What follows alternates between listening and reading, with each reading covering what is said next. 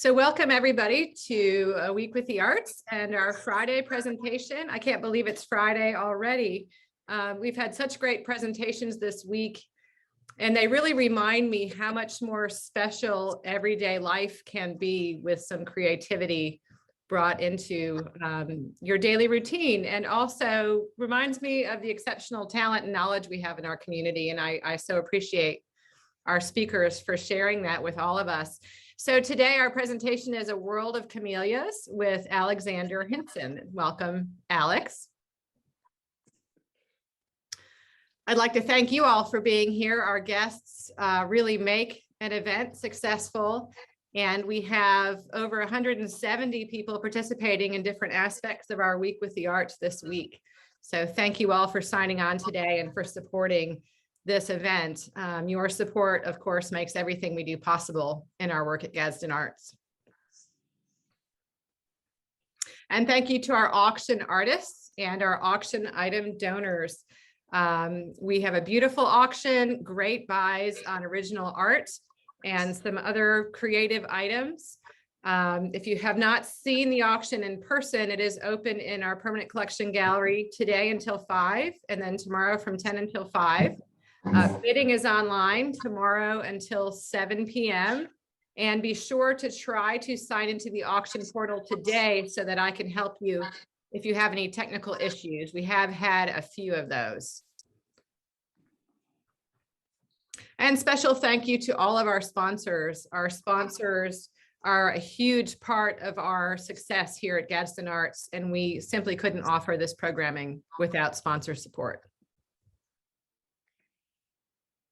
So welcome, Alex Hinson. Alex was born and raised in Quincy. He has served as an attorney at Lyons, Hinson and Lyons for over 5 decades. He is owner of Lyons, Hinson and Lyons, which is Gadsden County's oldest continuing law firm. He is an avid camellia grower. He took up gardening and was largely self-taught, and he grows over 400 camellias in his yard on Attapulgos Highway. And he is here to share with you his expertise in growing camellias and some tips on enjoying camellias. Of course, Alex has been married to his wife, Jane, for quite a while, partners in crime, and Jane is here with us also today. So Alex, thank you and welcome. I'm glad to join you. We're so pleased to have you, Alex. Thank you for inviting me to your yard. It was such a beautiful day where you shared so much knowledge and your passion for camellias with me. So everyone, Alex took us through, he essentially set up a full-blown Camellia 101 course. We took video and we broke the video into 3 sections that Alex planned. So we're going to play 3 different videos with 2 breaks in between where Angie is going to give a little shout out to some auction items. So here comes the video. Make sure your volume is all the way up. I'm Alex Hinson, and I want to welcome you to my home and my yard. My wife Jane and I built out here about 30 years ago, and I started collecting camellias. So I want to start with a disclaimer. I know that sounds like a lawyer, but I want to say I am not an expert on growing camellias. This is my hobby. This is what I do for fun because I enjoy it. And I think a good place to start would be, how do you pronounce it? Some people say camellia, some people say camellia. I was raised, my parents, everybody that I knew growing up says camellia. Then when I got involved with the American Camellia Society, the Tallahassee Camellia Society, and entering my flowers in the shows and becoming a camellia judge, I started pronouncing it camellia.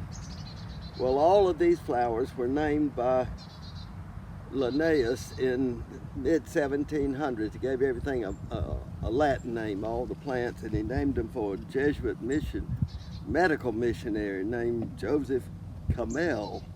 So they started off Camellia, like Belia, Camellia, and I guess in the South, Camellia became Camellia, the way we talk. About a century later, say in the mid 1800s, Verdi wrote an opera called La Traviata that was based on the Lady of the Camellias, and that got shortened as it got more popular to Camille. Camille, like the hurricane that hit Gulfport and Biloxi some years back. So the dictionaries changed the pronunciation to Camellia, like it had two E's and one L, but it only has one E and two L's. So I'll quote from the American Camellia Society Journal, which one is right, and their conclusion was either way is fully recognized and perfectly acceptable.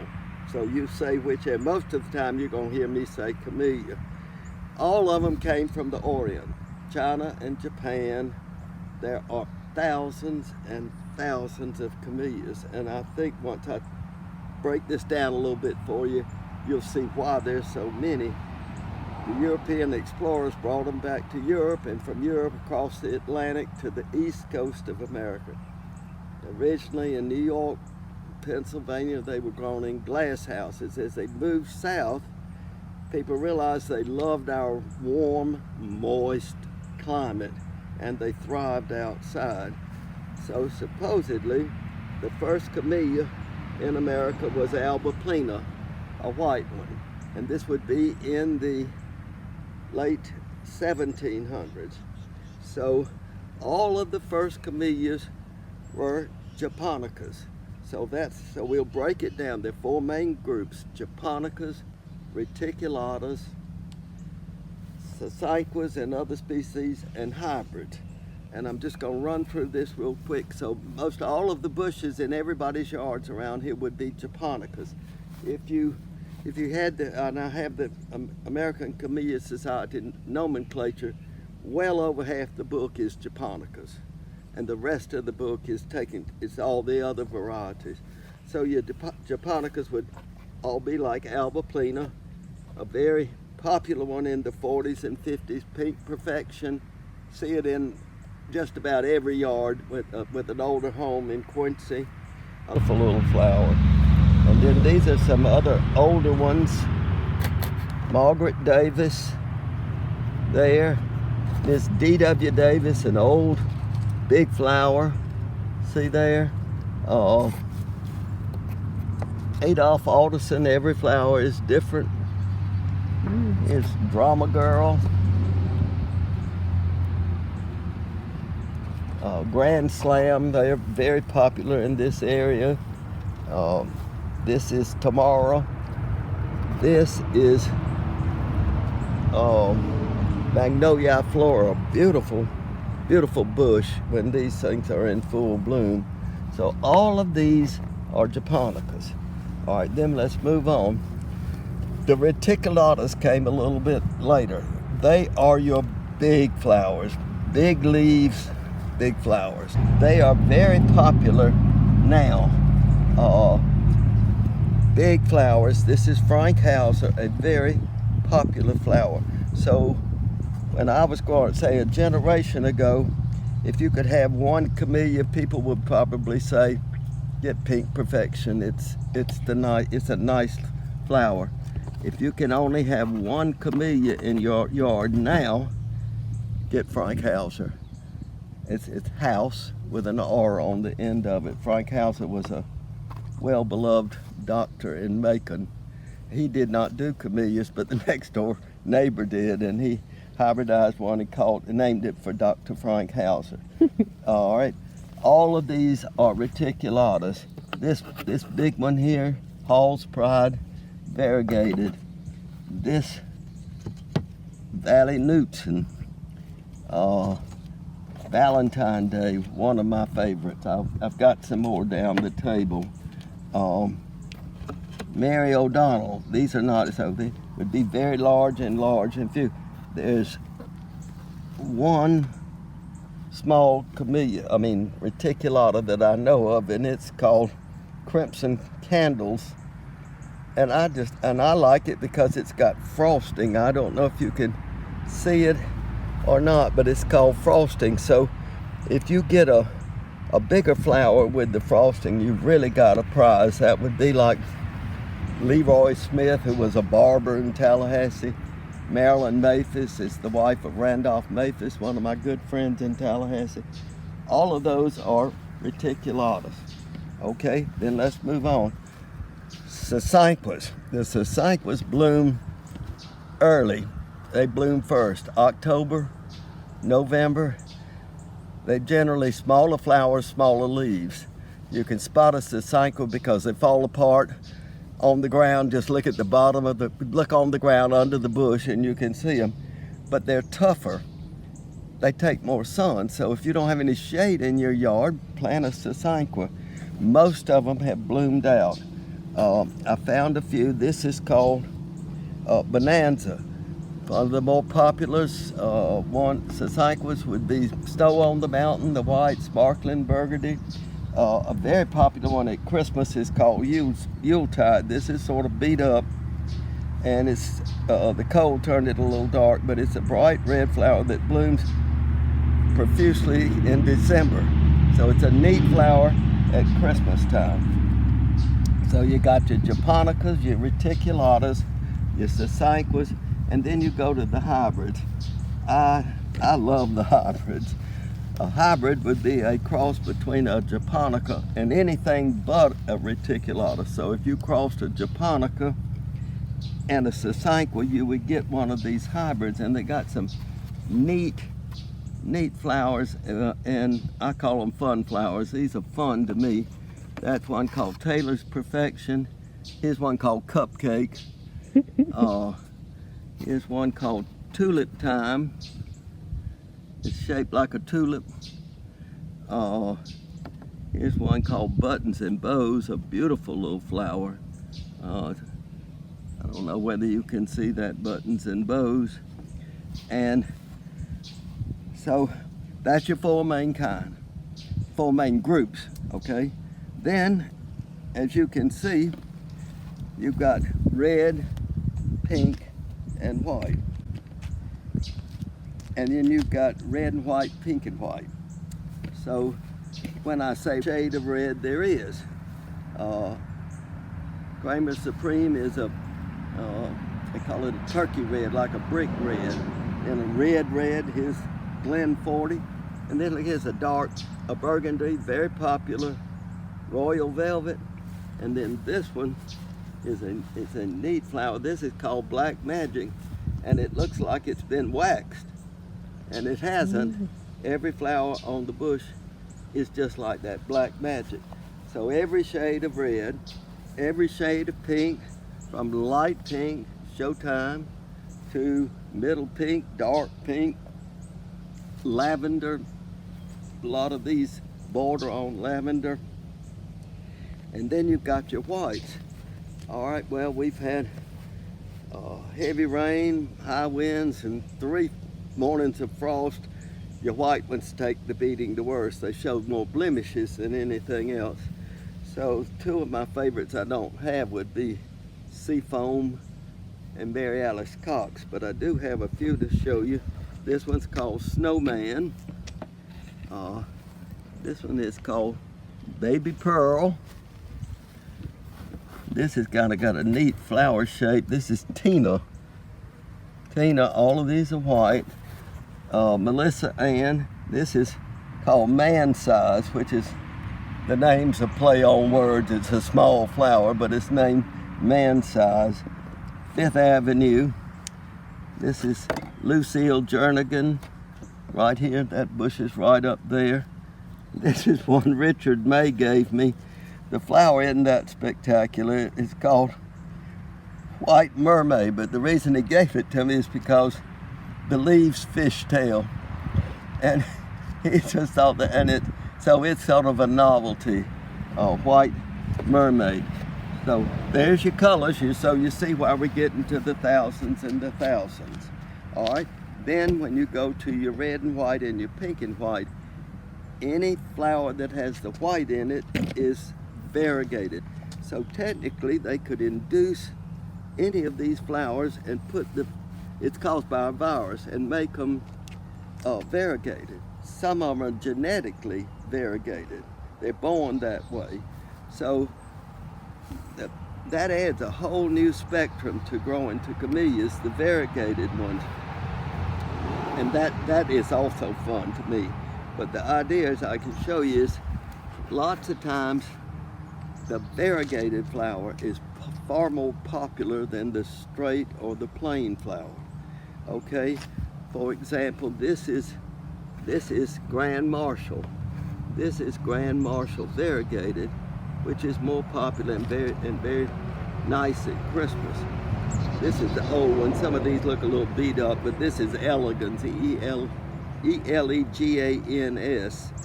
Elegans, straight Elegans, variegated. All of these are variegated here, okay? Sometimes if it's got a lot of white, they call it supreme or superb or something like that. So this is Dixie Night Supreme. It's got a lot of white in it. Sometimes the variegation changes the flower so much, the variegated flower gets its own name. This is a little one called Brilliant. You don't see too many of them. But the variegated form of it is La Peppermint. Right down here, one of the first ones I bought. And see, here's one in between that's got the pink with the peppermint. Other ones that got their own, this is Magic City, is a variegated form. All of these are variegated, but the thing about the variegation, see, it can be in your japonicas, your reticulatas, and your hybrids. So here is Frankhauser variegated. A lot of people like that bigger. This one's not as big. I just picked it in, and then the other one. So Frankhauser variegated there. This Hall's Pride has some white in it there.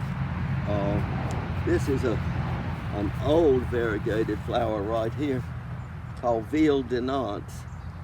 Very nice flower. Lady Laura with the stripes in it. So all of that is your variegation. And so now we got groups, colors, then sizes. Go to sizes. Well, you're increasing your number. Lauren Tudor, Showtime, extra large. Frankhauser, certainly an extra large. Come back down to large to Black Magic, Adolph Alderson. These are large. Then you've got your medium flowers. These would be medium here. These Alboplenas are medium. This Margaret Davis. Come on down, you've got your smalls.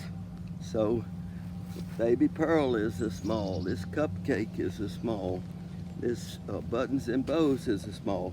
Keep coming on down and you get to your miniatures. I love the miniatures. And the reason I think they just give another dimension to it. This one is so dark, it's called Night Rider. All right, look at this one. This is called Fir Cone variegated. See, it's got the white in it, but it's shaped like a tiny pine cone. That's a miniature. One of our favorites, Sweet Jane. This one is Lipstick. This is Little Slam. I mistakenly entered this. You fill out cards when you put them in the shows, and I identified this one as a Baby Slam because my mother taught us all to play bridge, but everybody knew it was a Little Slam and not a Baby Slam. So the miniatures are fun flowers. Okay, so now that's your groups, your sizes, your colors, and then you go to the form. The form is different on a lot of these. Here's Pink Perfection. The stamens don't show. It's what they call the formal double look. A lot of them are like that. Some people think that's the prettiest camellia there is, where you don't see the stamens. See here on this Baby Pearl. Then you've got your, what's it called, a semi-double, which is just where the stamens are in the middle. Royal velvet, see right there? Field de knots, stamens in the middle, like a daisy, like a lot of flowers. So that's a different form. Then you've got your anemone form, that's got the tuft in it. See the middle of this is Lucille Jernigan. See that? See the man size? See that's the anemone form. Then you've got your peony form where it just flops everywhere. See these grand marshals? See that? Then you've got your single form. A single would just be a lot of your minotaurs are single. Here, these are single. These are called tamas, T-A-M-A, and there's a whole group of tamas, but the distinguishing characteristic is this white pickety border. So that's Tama electra. This is Tamano ura. This is Tama bambino. See what I mean? But they're singles, just one layer. A lot of your Sasankwas, a lot of your minotaurs are single layers. So that's all your forms. So now you can see, if you step back, you see how you get to thousands and thousands of flowers.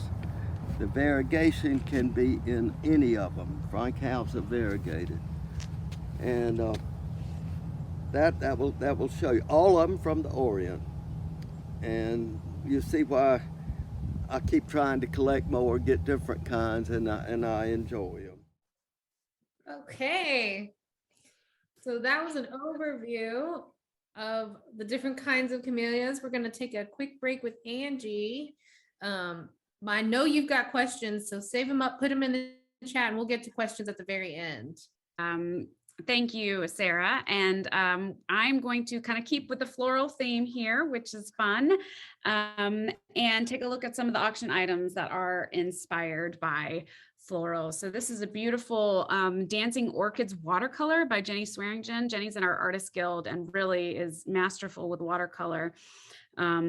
This large watercolor, these delicate orchid blooms, really shows off the beauty of this exotic flower. And Swearingen actually, she creates her work after photographing the flowers. So it's kind of neat to see them so close up. It almost makes them abstract in form. So another image of orchids is in a completely different medium, is Ground Orchids in Lavender by Cheryl Sattler. This piece is kiln formed glass, which means she takes pieces of glass and cuts them up, or uses frit, which is like glass that's been ground down, puts them all together, and then puts them in a kiln and heats them up to fuse them together. So it's a really interesting process. And it's actually it's part of a new series that Cheryl's doing of flowers, botanicals in here. So it's really a neat way to have flowers in your home all year round. And then this is a really neat bouquet. It's so bright and colorful, but this kind of,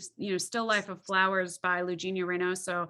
It's just so happy and, on the larger side. So it really has a good presence, and be fun to kind of try to figure out which flowers are which. And I am by no means an expert, but I think there's some zinnias in there. I don't know. I'm sure everyone on this would know better than me, but it's a very nice painting.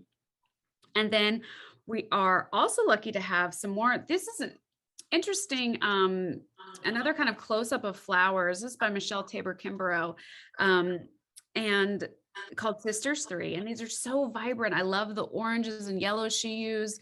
And then Michelle also used to have a frame shop over in Mariana. And so she has this amazing presentation, which is just this whole other element to the painting, which, through this multiple mats with different colors, and really this kind of vibrancy of the flowers and that forest green borders. It's really eye-catching and really just a beautiful presentation. So I think we're going to go back to the next video. Yes, Sarah? Yes. Okay. This next video, Alex discusses all about planting and caring for your camellias. And I just want to note, if for some reason your internet is having a hard time with the video, we will be posting these on the Gadsden Arts YouTube. So you'll be able to watch them at your leisure if you can't now. But here we go. Okay, let's talk a few minutes about growing camellias. Well, the place you start is planting them. Where do you plant them? The camellias like high shade or filtered shade, like the big out there behind you now, Sarah, but the big tall pines, filtered shade or high shade. You put them in too much shade, you get beautiful glossy green leaves. That's one reason you grow camellias. They're a beautiful evergreen plant, but you don't get that many flowers. You put them in a lot of sun, you get more flowers, but your leaves kind of scorch. Your leaves turn yellow. So you want some filtered shade. And when you plant them, more camellias die from being planted too deep than anything else. You do not dig a hole like you're going to plant a pittosporum or Nellie Stevens holly, you know, it's like that and deep. You dig a wide, shallow hole, like a scoop, like a bowl, and mix that dirt up, get your roots and your grass and whatnot out of it. Sometimes I mix a little peat moss in there. I'm blessed with good soil, and you almost set the plant on the top of the ground and pull it up around the sides and make a little berm. Water it. I water mine every day for the first week, every other day for the second week. You got to get them established. So don't plant them too deep. All right. Then, when to fertilize them.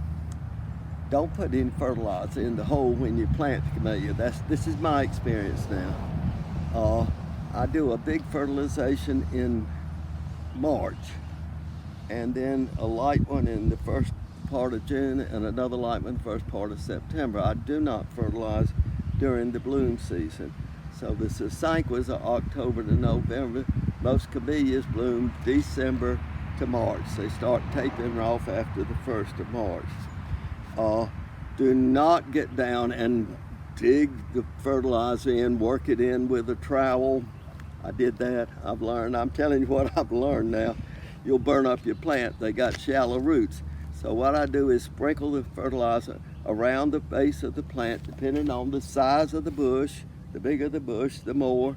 A little bush, just a little bit, and then wet it in good. If you can do that right before a front comes through, the Lord will do that for you, and you don't have to water them all. So that's basically fertilizing them. I started off using Azalea Camellia, but I got too many. I just used 10, 10, 10. I probably have 400 or more now. I've got try to have mulch around each plant. The straw, you don't have to pull that back when you fertilize it, and just sprinkle it on the top of it. Then the diseases, I'm not an expert on that, but the two main diseases are scale, and if you grow camellias in the south, you're going to get scale.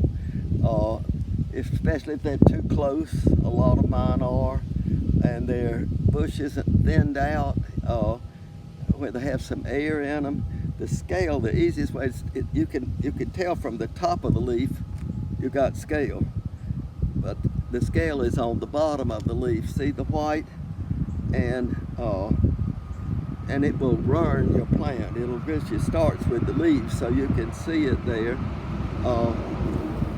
There are some leaves that are variegated naturally, so that's not scaled. See, this is a variegated leaf with a highly variegated plant further down there, but that's not the scale. That's in the leaf. You can tell it like this, so you need to spray the underside of the leaf. What do you spray it with? Ornamental oil or horticultural oil. One of my friends in Tallahassee mixes a little malathion with the oil. The oil makes anything stick, and that's good. Just a little bit of this malathion with it for the scale. The caution about the oil is you don't use it if it's above 90 degrees, which would be most of the summer around here, September, October, all the way. So you would have to do it early morning, late afternoon. The other main disease would be spider mites. I couldn't find any spider mites, which I guess is good, but spider mites, the center vein of the leaf turns brown. There's a little brown strip right there. That usually will come, in my experience, at the end of the summer, heat, August, September, and the spider mites, they're the things that'll ruin a rose. We grow hybrid tea roses too, and you know, you have holes in your rose, and it's those spider mites, and you can do that with insecticidal soap,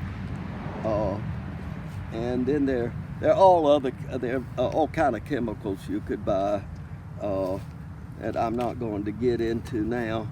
There's another disease called dieback, and supposedly there's no cure for that, but your leaves start falling off and your plant starts dying, and the first thing to look for is a canker near the base of the plant, usually on the main stalk, a canker like a sore. I have lost some of mine because I used to do the yard myself, but I got too old. And now I got a crew that comes and does it, but sometimes they weed too close to the camellia and they'll cut the bark. So when I see one dropping leaves, and if I pull that straw back, I'll see what they did. If you can catch it soon enough, spray that sore or where they cut with the black pruning paint. I meant to bring a can out here. You buy it in any hardware store or nursery, and see if you can catch that canker quick enough. Then there's petal blight. I have not had a big problem with that. Petal blight is when you don't pick up your flowers from under your leaves, and you just let them pile up there and they rot. And some of them are easier to pick up than others. The Sasankwas, as I said, just disintegrate, and you could spend a day picking up one bush. So that's then if you've got one final thing, if you've got holes in your leaves, it might be beetles. So what you don't want is you don't want any limbs touching the ground where they can pick up the insects from the ground. And you do as I say now, not as I got a lot of bushes, but if you do have that, you can use this triazicide and wet around the base of the plant, and that's another. So those are primarily your diseases. So that would be planting, fertilizing, spraying, and then the last thing would be pruning. Well, we could spend a lot of time on pruning, but the few things to remember is it's kind of a cardinal rule in the flower world. When you're growing, you prune right after they bloom.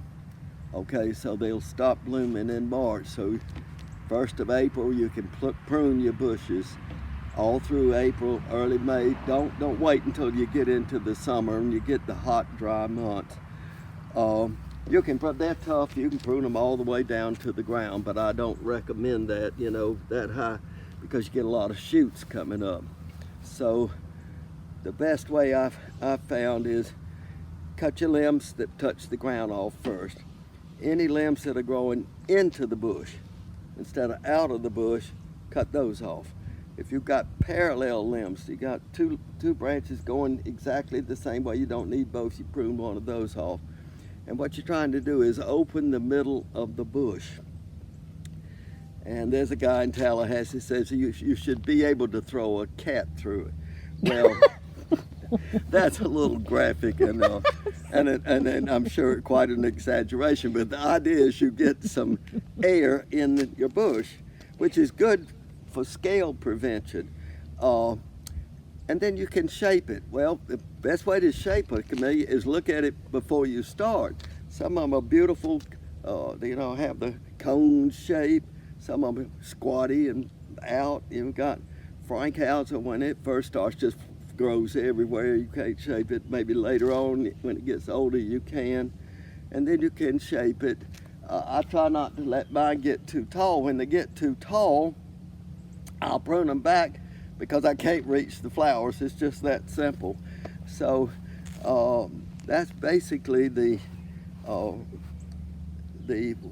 some advice on pruning. So that would be your planting, your fertilizing, your spraying, and your pruning.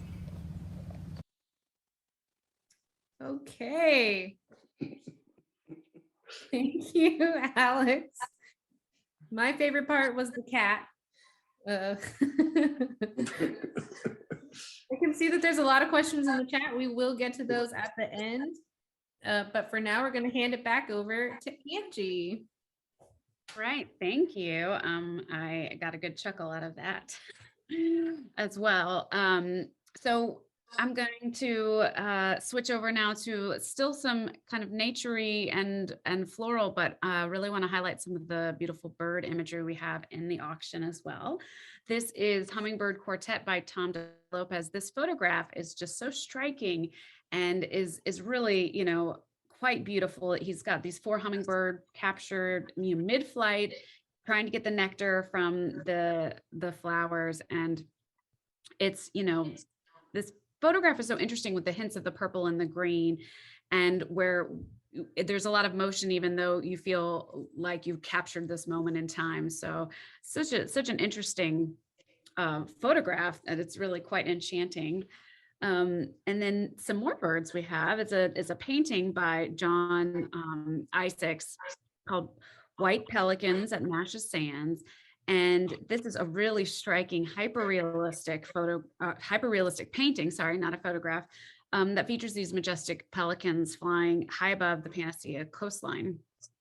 And it's really in John's recognizable style. He had an exhibition of his work a few years ago, and it's just such an interesting technique. He uses airbrush, an airbrush technique in a lot of his backgrounds, and it's just it's really nice. And I really like the frame that he chose for that. I think it's really complements the work. So, and then if you prefer photographs of birds, we have Whooping Crane 2 by Jim Miller. Jim is a master of capturing birds in our area. This is a stunning photograph of a whooping crane at Homosassa Springs State Wildlife Park. It's printed on Endura metallic photo paper, so it gives it a real shimmery kind of sheen to it, and it's archivally framed with a double white mat. And Jim is on our board, and he is a former state archaeologist. And the fun thing about this is that this auction item, if you purchase it, you also get a copy of his beautiful book, The Art of Birds, Grace and Motion in the Wild, and it features his beautiful photography. I think that's about it. We're going to go back to a little bit more from Alex. We're going back to Alex. In this last video, he goes over some really easy, simple ways to enjoy the camellias you grow in your home. Let's talk about just a few minutes about enjoying your flowers. Okay, let me preface these remarks by I am not a flower arranger. I don't do wire and the tubes and the little grapes and wire the camellias onto other stems and things. My friend Kay Edwards does a very nice job of arranging flowers. The problem with camellias is you're not going to have a long stem. This is here not for an arrangement, but to show you that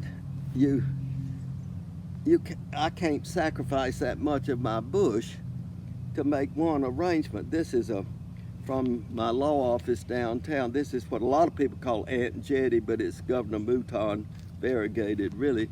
But the idea is, you see, and it's a big bush, been there 30 years, and I'm just trying to show you that. So it's hard to do that. All right, but then the other thing I wanted to show you besides the stems was this. My wife Jane gave me for Christmas, and it's not a very tall vase, and it doesn't look, but it's made of camellia wood.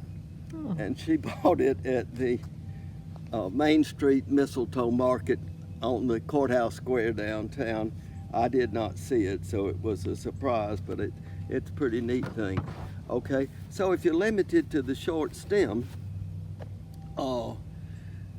what can you do with that? Well, these are the glasses that I use to enter the shows. I don't have the bigger ones under here, just little plastic glasses. When when Jane went with me to the first Camellia show, we got in the car to come home, and she said, you can tell it's mainly men. Y'all don't have much imagination. You've got 1,000 flowers and they're all in a plastic drink glass. Well, they are not. There's not a whole lot of variety there. The rose show, you do have a frame and a snifter and a box and other things to play with, but you're limited to a short stem, a vase. But that doesn't mean you can't enjoy it. A lot of people tell me all the time, said, oh, Alec, I don't have those big old ones like you. Well, it's not the big old ones I bring in the house. Usually it's the little ones. This is a little flower called Ave Maria. It's a small. All right, well, this would be what I would take it in to a show. But I'm just gonna bring this one flower in the house, and I'm gonna put it in a toothpick holder, just like that. And then I'm gonna sit that flower on the end table by the sofa or the lavatory, the back of the toilet, the kitchen counter, toothpick holder, the bottom of a salt shaker, a whiskey miniature, the bottom of a cologne bottle. See all these, a couple of little vases we picked up in the mountains. Just put the sweet Jane, see let's put the sweet Jane right there. And that, in a miniature, you need to project up some. Here's the bottom of a jam, a marmalade or something in there. Here's one you just stick a little more variation, and all I'm doing is just sticking the flower here. This flower is called guest star, like the guest came to your house and he's a star, and it's a beautiful flower. You just stick it in this thing right here. You can put the water in there, okay? When I was growing up, my mother was hell on floating camellias in compotes. She had compotes all over the living room, the den, the foyer, the hallway, and she would put, so none of these have any water in them, but you would just float the flower in one of these. I think this one, I'd cut that stem off some, put some water in it, see here, and you just float it in that. I think that might be a mayonnaise thing.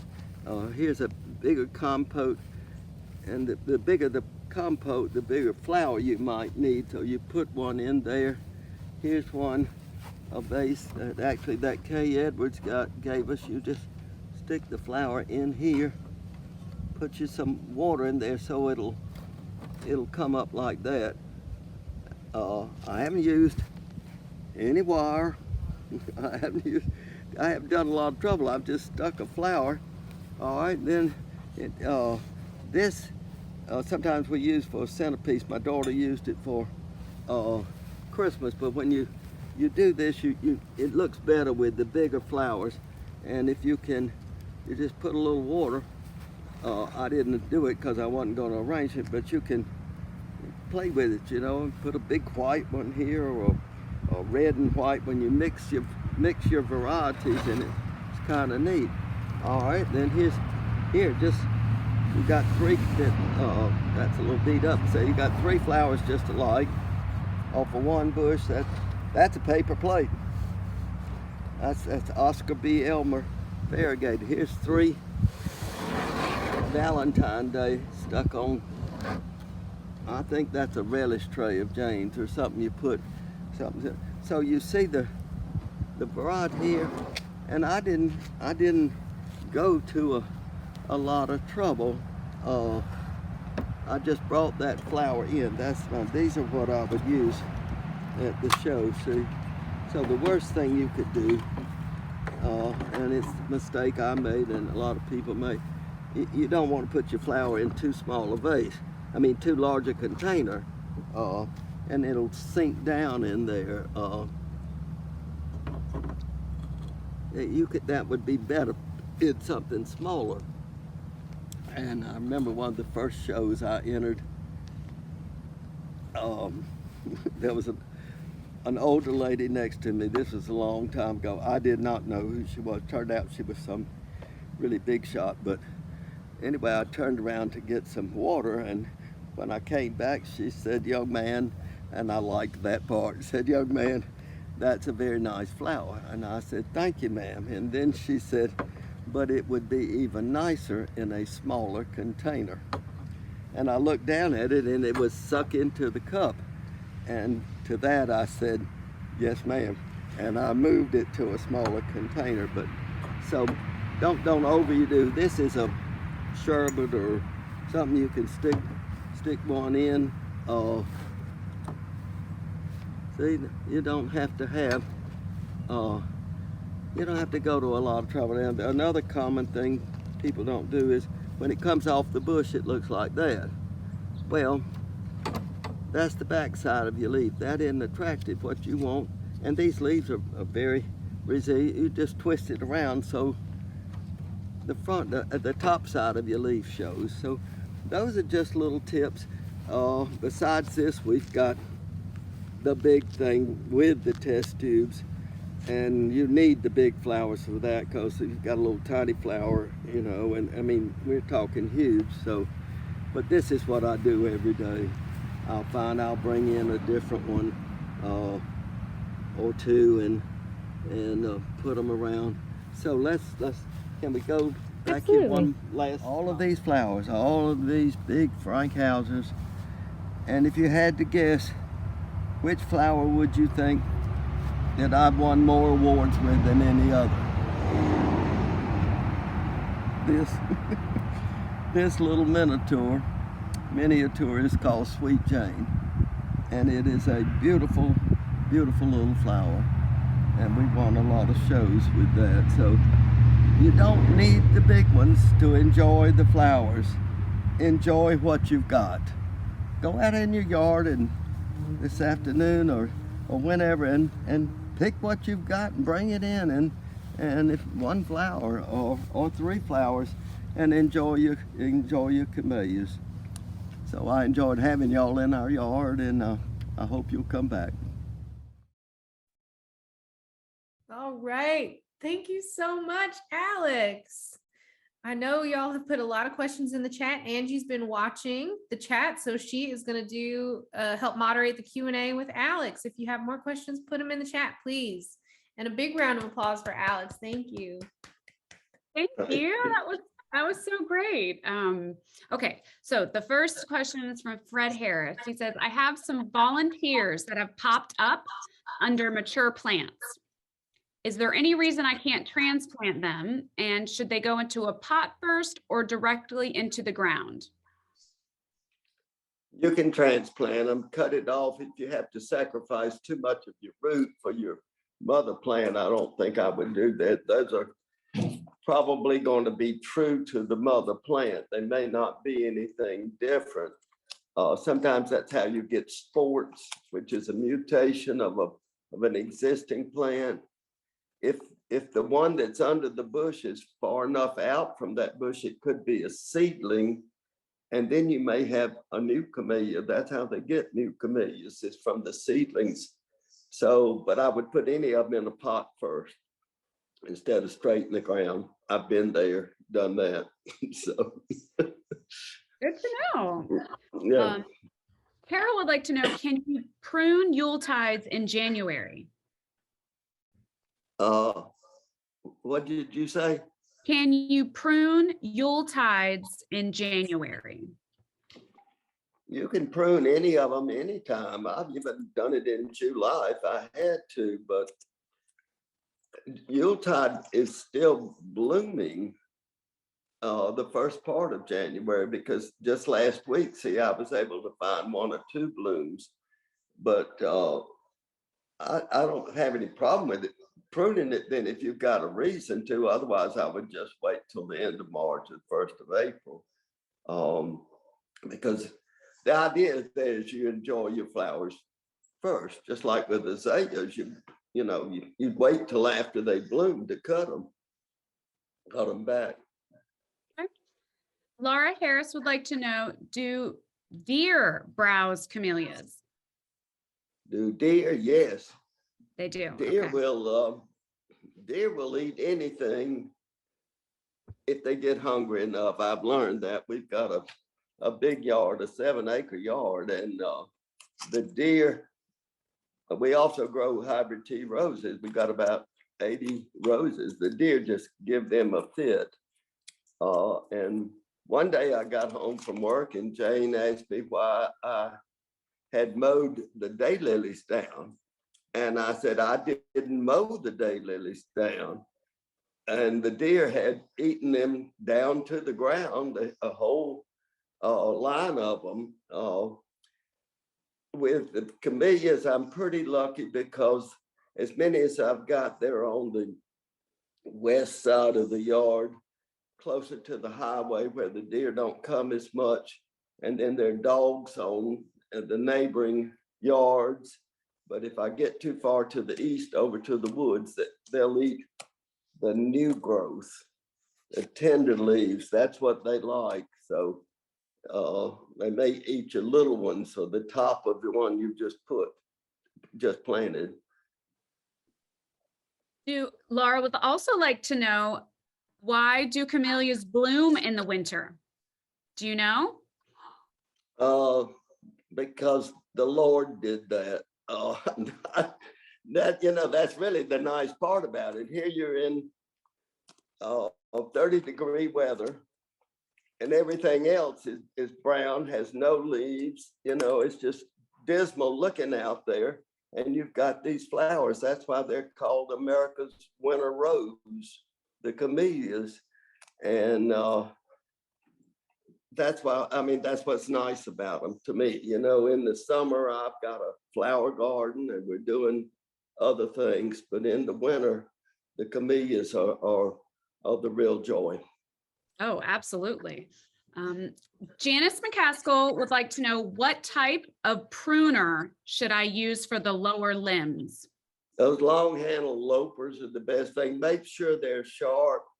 Some of my camellias are so big that it takes an electric saw. I've got a guy that helps me with that. And if you usually can't do a pruning job with a pair of hand clippers on a big camellia bush. What I didn't say on the pruning was I'm talking about from experience, so I can tell you what not to do. You can cut them way back, but if you cut them too low to the ground, you just get a lot of shoots. So the expert in Valdosta that owns one of the nurseries, he recommends if you're going to cut that big bush down, start about shoulder high and shape it from shoulder high on down. But some of mine, you take an electric saw to cut them. That makes sense.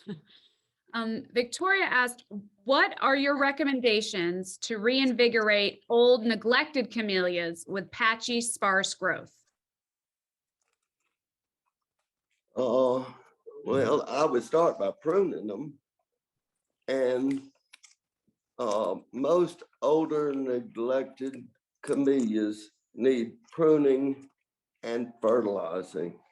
And I would prune them back and fertilize them. And most camellias like that haven't gotten enough water. I would water them. And if it's not one you like, you can cut way back and graft on it. But they're usually going to be too big to graft on at that point. At least I can't do it.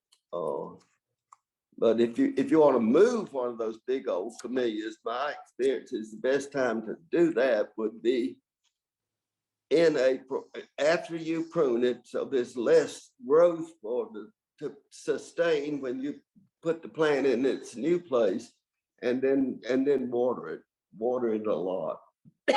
and I would not move them in the heat of the summer. Okay. There's a couple more questions. How would we know if a camellia is planted too deep? And if it's too deep, can it be lifted out and replanted?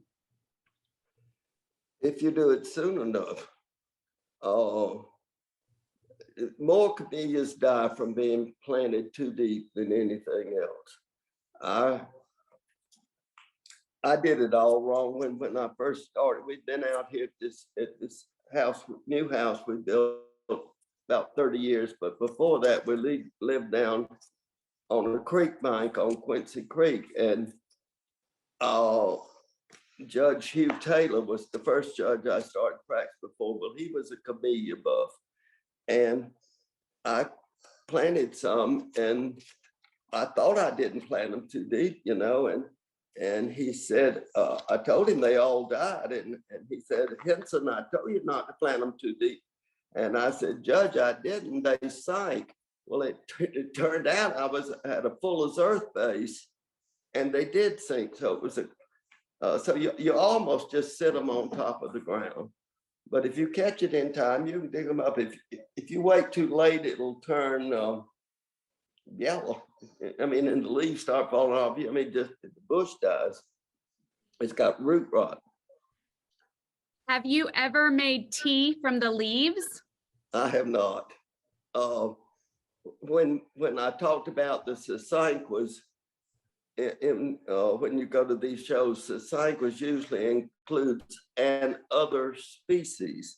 So there are other species, and one of the other species is Camellia sinensis, and Camellia sinensis is the one that you make the tea from, the leaves.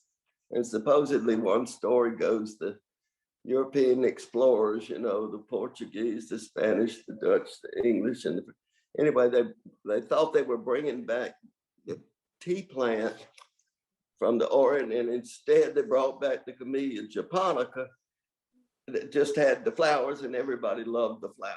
Now I don't, but that's one of the species. There are other species that have little flowers. There's one called Camellia vernalis. There's a camellia named Star Above Star. That's a beautiful, beautiful little flower. So those are usually lumped in with the Sasankwas. Well, Jim Miller I had has not made tea. Yeah. Good to know. Jim Miller said, he asked, do you know Mr. Hardison on Edenfield Road? He said, that's where I bought bushes about 30 years ago. And he always said, that's a pretty little flower. Yes, I knew Mr. Hardison and Mrs. Hardison when I started building. I was a young, struggling lawyer, and we didn't have a whole lot of money to spend on camellias. And even back then, if you went to Tallahassee Nursery, and say you were going to spend $40, you might not come home with but two at the most. And then I heard about Mr. Dick Hardison, who sold camellias out of his backyard. They were all air layers, and they were $4, $6, $7. If you paid 11 or 12, you splurged. So every Saturday, I had an old Jeep Wagoneer. Jane and I would go over to Mr. Hardison's, and we'd load it up with camellia bushes. We'd come home with 6 or 7. I got some really nice ones, but it wasn't my doing. I didn't know much about them, but I kind of acted like I did. And they had a center row and rows going out with all the plants. And I would go, and if you wanted to plant, you'd go pick up one of the pots and put it in the center aisle. And Jane and Mrs. Hardison would follow behind me. Mrs. Hardison's name was Roberta. There's a flower named for her, Anna Dick Hardison. Well, anyway, I'd put the pot in the center row, and then I could hear, I can't hear now, but I could hear Miss Hardison. She took a liking to Jane. I could hear her tell Jane, you don't want that one. You want that. And she would put my pot back in on the side and get another one and put it in the center aisle. And so we brought home some really, really nice camellias, but I didn't know how nice they were at the time. Wow, that's really neat. Yeah. Laura wants to know, have you created any varieties on purpose or serendipitously? What was it now? Have you created any varieties on purpose or by chance?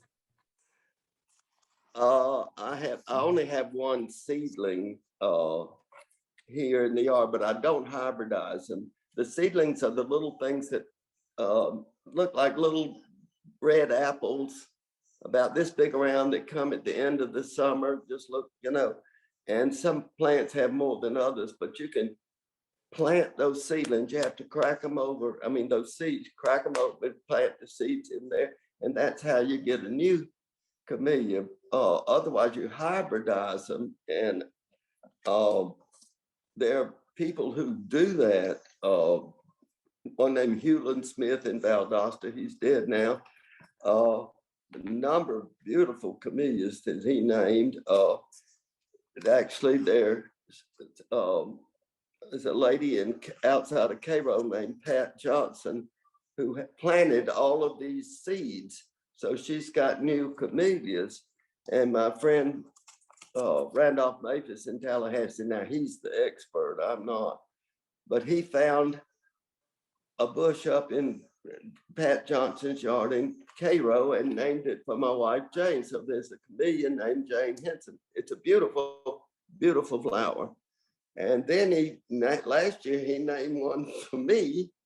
And I haven't even seen the flower that bears my name, but I trust him explicitly. The one thing I know, Randolph Mathis doesn't fool with little flowers, so I know it's huge. It's gonna be big. But that's how you get new ones. That's so neat. If I ever did get a new one, I would name it for Miss Julia Woodward. She was a mentor and a dear friend, and I did a lot of air layers up at her house and got new camellias for the yard here. Wow, what a neat story. Thank you so much. This has been so interesting and so amazing. And thank you for taking so much time with us. Yeah. Can I show you just two? I wanted to show you this that I didn't have. I could have done that, a whole first part on the variegation. I hope can you see these two flowers? This one is Frank Hauser. Am I holding it right? Yeah. There you go. There you go. Okay. That's the one that everybody would say. This is Frank Hauser variegated. Same flower, but this one's got white in it. I've got some cotton hanging down. This is actually the #1 show flower in the Southeast, the Frank Hauser variegated. And this is right up there, #2 or 3. So you see, anyway, that was a short version of what I tried to say the first time. That was great. I think one more question. Can camellias be grown indoors? You can grow them in pots. Some people do that don't have any yards, I would think they'd have to have some kind of shade. So they like that filtered shade, which is just high shade. So if you grow them indoors, I think I would avoid the afternoon sun. So they got maybe morning sun, and not the harsh afternoon sun.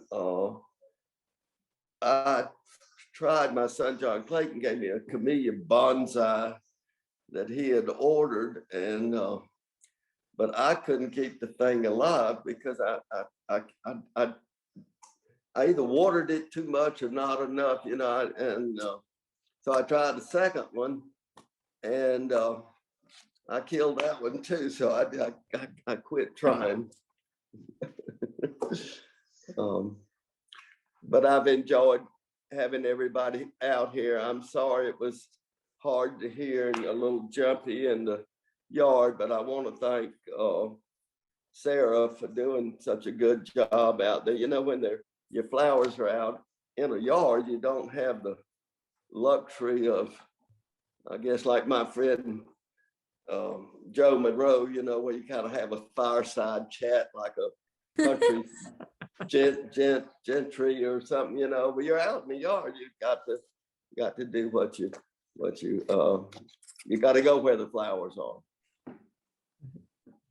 But my main other thing I wanted people to know, you don't need these big ones to enjoy your flowers.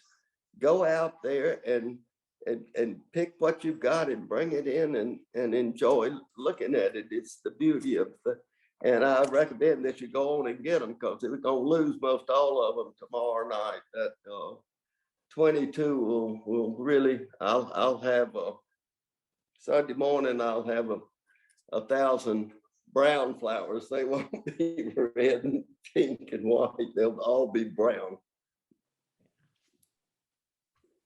Thank you so much, Alex. This was fantastic. Thank you so much. I really appreciate it. You're quite welcome.